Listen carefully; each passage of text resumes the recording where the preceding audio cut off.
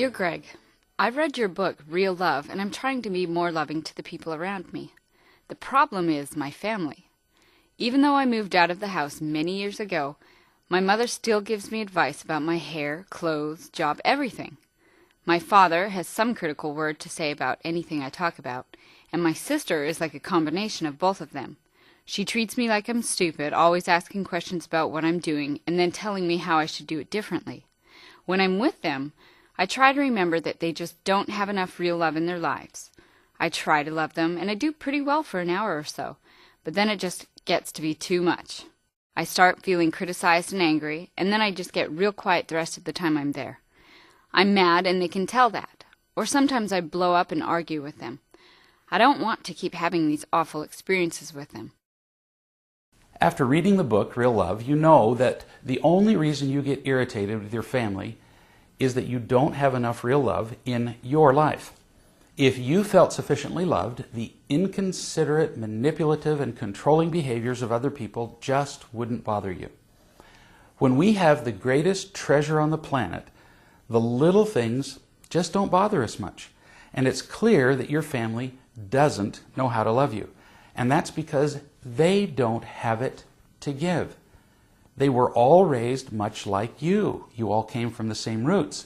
Like you, they were forced to earn praise, power, pleasure, and safety from the people around them.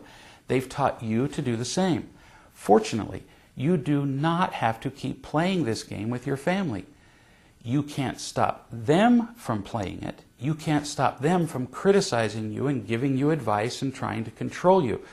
But you don't have to play. At this point, you really get caught up in the web of their manipulations because you want to please them and win their approval. But look at what you get in return.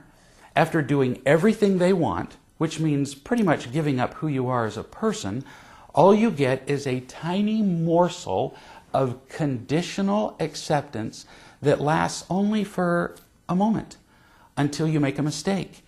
And then even that tiny bit of acceptance is jerked away. You really don't want to keep working to earn that kind of worthless prize, do you? You need to feel unconditionally loved. But your big mistake is that you believe that you need that love to come from your family. In fact, you expect it. The entire reason you're frustrated with your family is that they don't give you what you expect from them. You believe that just because they're related to you by blood, they should love you. Almost everyone believes that.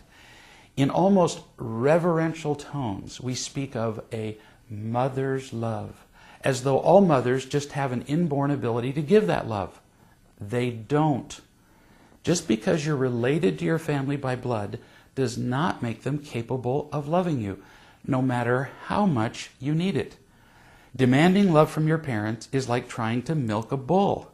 No matter how hard you try, no matter how thirsty you are, no matter how you manipulate and cry, that bull will not be able to give you milk. And if you persist in trying to milk him, he will kick you in the head.